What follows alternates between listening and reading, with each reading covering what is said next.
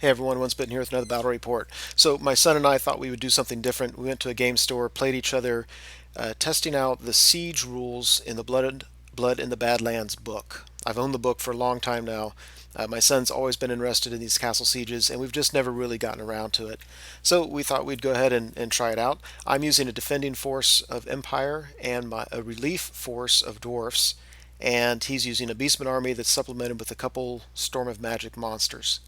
So 2,500 points, and I don't want to bog the report down too much with all the rules. It's tough, but anyway, starting on the left, he's got 7 Minotaurs with the Doom Bull with the build I always bring. He's got a couple units of Gore with extra hand weapons. One of them's in a siege tower, as you can see. In front of that's a Gorgon that he pulled from the Storm of Magic book, saving him about 50 points.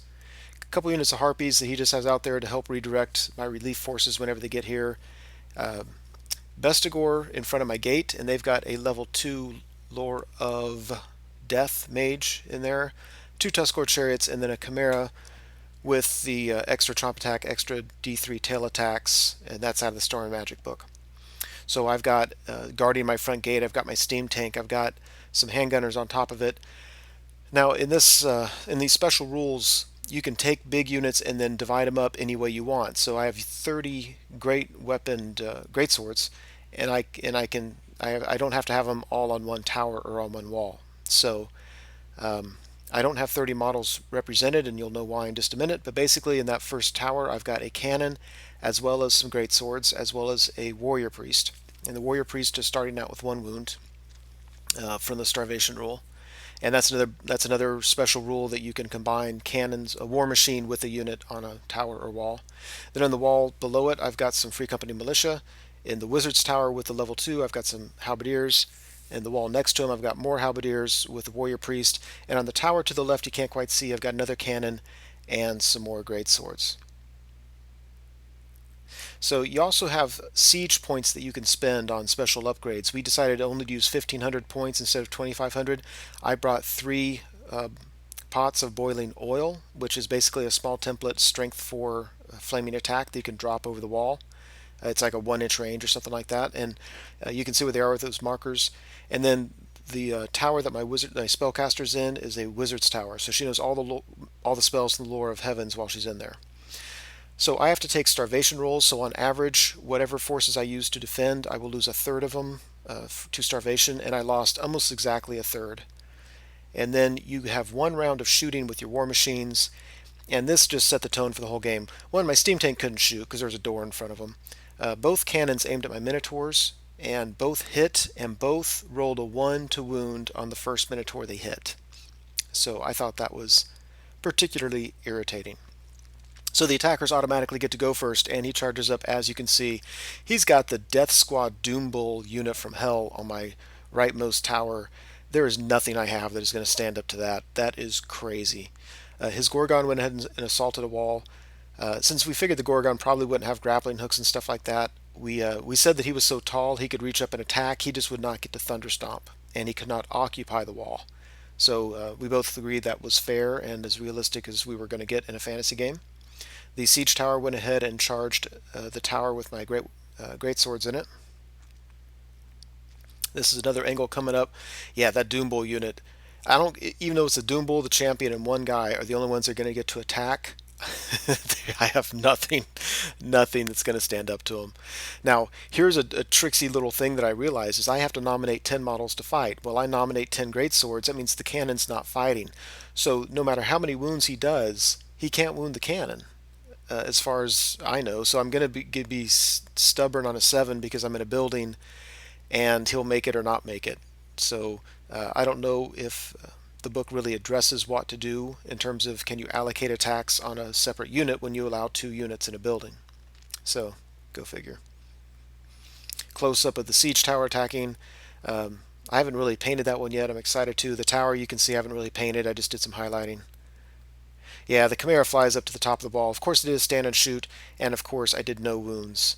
I don't think I've done a wound yet this game, and all units and walls get an automatic stand and shoot, even if they don't have ranged weapons. So sorry for the blurry picture. The Chimera makes very, very short work of the handgunners. Just ate them all. Didn't bother breaking him from combat, just killed him. Over here, yeah, they came in, they did a bunch of wounds. They may have won, I don't know, but I was stubborn 8 rerollable, so we survived that round. Over here, yeah, the Gorgon killed some things, but again, we were stubborn 8 rerollable. And the nice thing about the Warrior Priest is I don't have to put him in the fight, so he can't be killed, and he gives hatred every time somebody attacks that wall. So that was kind of nice. And yeah, the Doom Bull took over that tower pretty easily. He and the Minotaurs easily killed all the great swords, and then I had the cannon who was stubborn on a 7 and failed it. So they occupied that tower. Now they can come right down my lines, and I have nothing to stop them. But I do have some plans by which I can slow them down a little bit. So we go to what I call Empire turn 1. I basically swap these two units, the Great Swords and the Free Company Militia. I'm hoping the Free Company just to give more bodies, um, in that fight against the Gore. The Great Swords I'm hoping can just slow something down. Had I thought about it, I might have taken them down to the ground. Um, but anyway, that's what I did. Steam Tank went ahead and charged out the door to the Bestigors. The Bestigors have a battering ram. That's part of the siege points that my son took. And because of that, they couldn't march last turn, and they can't charge. They just have to walk up to the wall. So they were a few inches away, so I charged them. And I'm hoping just to hold them up. And, if I win combat enough, they might break, because there's no reroll anywhere nearby. They're only leadership 7. And that's exactly what they did. We did enough wounds to break him. He was steadfast on 7. He broke, ran away. Both his chariots passed their panic test, and I have some breathing room at the front gate. So we go to Beastman turn 2. He takes both of his chariots into my steam tank. He takes his Chimera and the Gore in that siege tower into my Free Company Militia with the cannon, and that's not going to go well, I don't think, for the Empire guys. He's basically charging everywhere he could. His Gorgon and the Minotaurs go into my halberdier unit, and this again is where the kind of the tricksy little thing comes up, because I have 10 halberdiers that I allow to fight. He's going to kill all of them, but my warrior priest is still going to be there, and so my warrior priest has a chance of holding them off simply by passing a stubborn 8 rerollable, because I have a battle standard bearer in the lower right hand corner of this picture on the wall. He's unpainted gray.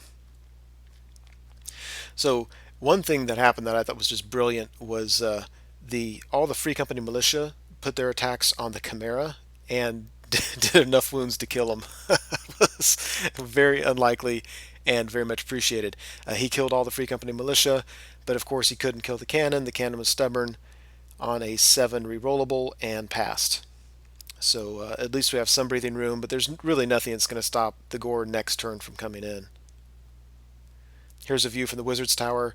The Great Swords with the Battle Standard Bearer took kind of a beating, but they held due to their stubborn rule, so they stuck around.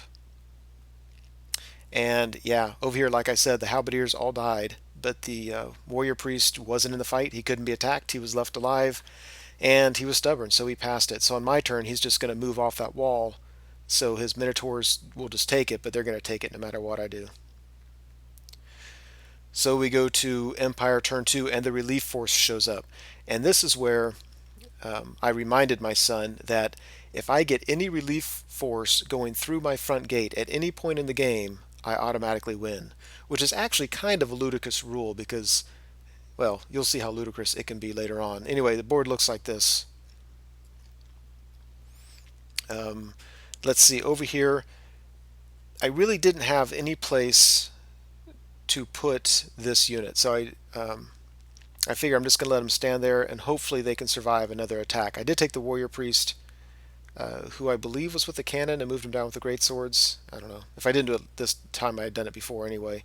You can see my BSB and my Warrior Priest both have 1 wound. I've got 5 Great Swords left alive. Next time we fight, that's going to be a tough one. Over here on the left, I took the Warrior Priest off the wall and put him into the Wizard's Tower, just to buy some time. And then during the shooting phase, I used the boiling oil, dropped it on these guys, small template. I killed, I don't know how many, but it was over a quarter, and they failed their panic test and ran away. So very, very nice, very much appreciated. These Great Swords are going to be able to hold their wall for just a little while longer. And it's turn 2, and I'm already talking like this. In combat over here, the steam tank kills one tank, kills one chariot, the other one breaks from combat. And we go to Beastmen turn 3.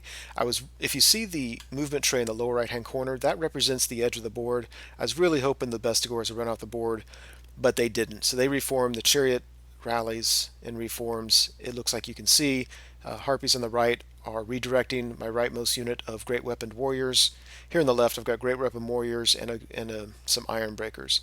So on his turn, on his next turn, there's really nothing I can do to keep from being charged. But if I can get that unit of warriors to deal with that charge, then hopefully they'll be steadfast long enough for my Iron Breakers to get through the front door. So Beastman turn 3 over here, his Doombull Minotaurs take over the leftmost wall, his Gore rally, his Gore in the siege tower are going to attack my cannon, and there's just nothing I can do. And the Gorgon turns around. He can't occupy a wall, so he's just going to turn around and go help out with the Dwarfs. And after combat, of course, whether before or after combat, it doesn't matter. Yeah, this is after combat. They kill the cannon. The Gores are in this tower. And, what else am I going to do? Next turn, he's going to charge me anyway. So on Empire turn 3, I take the 3 or 4 remaining Greatswords with the Warrior Priest and the Battle Standard Bearer, and I charge the unit in the tower. Because why not? I think there's a really good chance he's got 21 attacks. It's tough, but I do have a magic phase that I can, concentrate on these guys and try to buff and hex and all that kind of stuff. I am no longer in the Wizard's Tower, so now she's limited to only 2 spells, but the Warrior Priest, my level 2, and the remaining 10 Halberdiers exit the Wizard's Tower into the courtyard below. And our rule here was whenever you were in a tower, you could exit out at the bottom. If you're on a wall, you could not. So they came out below just because if they went to, there was one wall where the Minotaurs were, this other wall would get them charged by the Gore. Either way, it wasn't going to be pretty for them. And over here, the Dwarfs makes me so mad. So at the very top, the Dwarfs charge the Harpies just to kill them, get them out of the way. Here at the bottom, the Dwarfs charge the Chariot. And I quote, I said, anything but snake eyes and I'm in. And you know what I rolled at that point. So I have a failed charge with my Dwarfs right in front of the Bestigor unit. And the bad news is if he charges my Ironbreakers with his Chariot, and if the Bestigors beat the Dwarfs in combat, which they will, but the Dwarfs should be steadfast. If they fail their steadfast roll, the Bestigors will come into the flank of my Ironbreakers as well. So the same exact thing, just showing a different angle. Again, I'm in a race for that front door.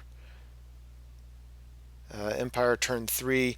Yeah, I think I actually won combat. Now look at my greatswords. I started off with 4. I still have 3. I think he did a wound to my warrior priest, maybe a wound to my BSB, and killed a greatsword. That's all he could do with 21 attacks. And all I really had going for me was harmonic convergence. I also had a prayer, so I had a 5 ward save.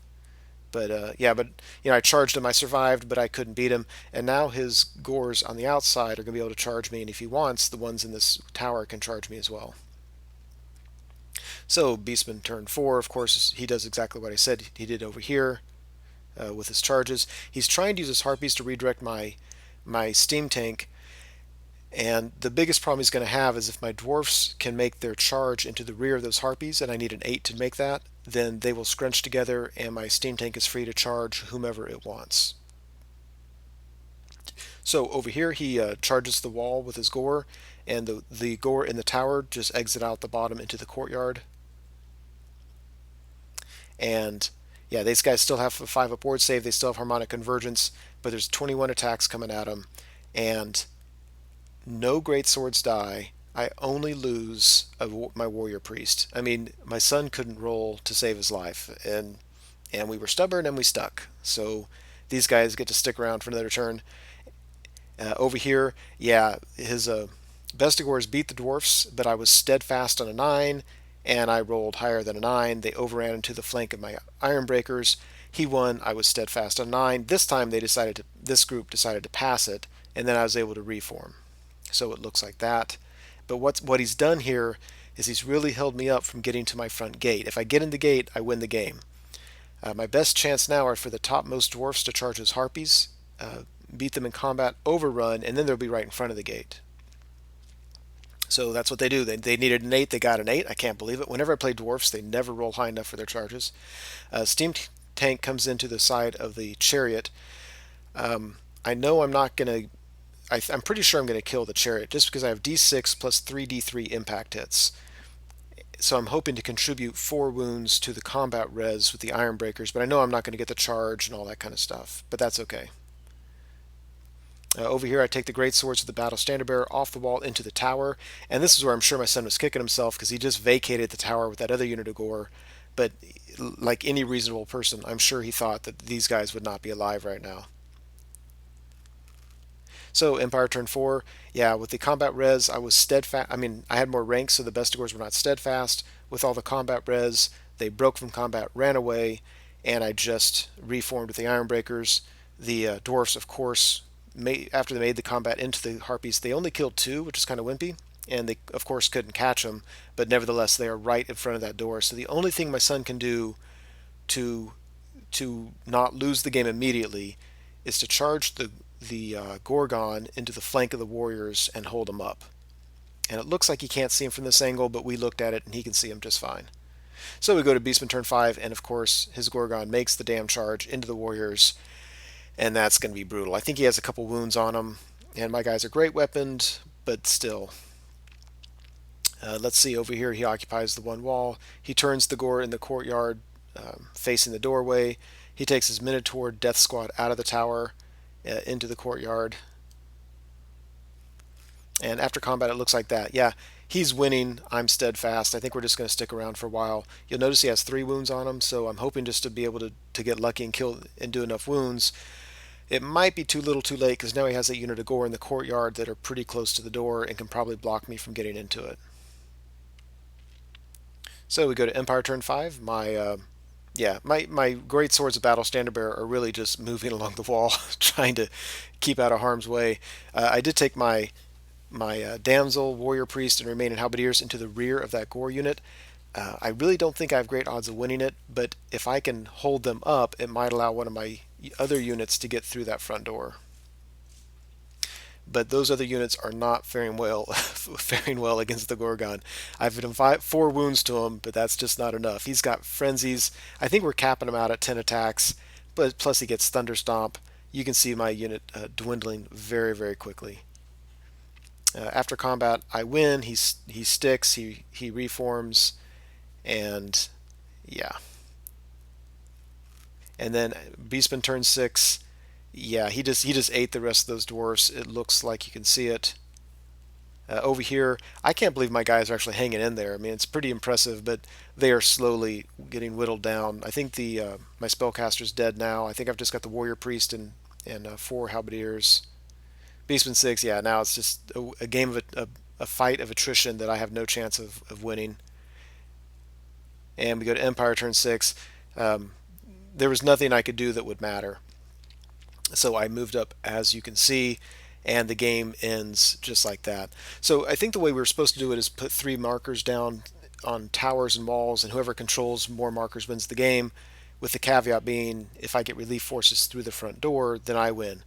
But it's so funny because he has that big unit of Minotaurs with the Doom Bull inside the courtyard. There is nothing I have that can push them out. I don't think there's anything I have at the start of the game that could do anything to that unit. And so, yeah, like I'm going to get 10 Iron Breakers to the front door, and all of a sudden those Minotaurs are just going to run away screaming. Yeah, it's a little bit ludicrous. But in the end, yes, the Beastmen took over the castle. It when we started playing the game, I was thinking it was weighted way too heavily towards the attackers, but the rule about getting through the front door is actually kind of nice because it means the attackers have to focus on guarding the front gate. They can't just ignore it and just go after the individual markered towers and walls or whatever. So probably try this again in the future and see if I can play a better game. But anyway, that's it. Hope you enjoyed it.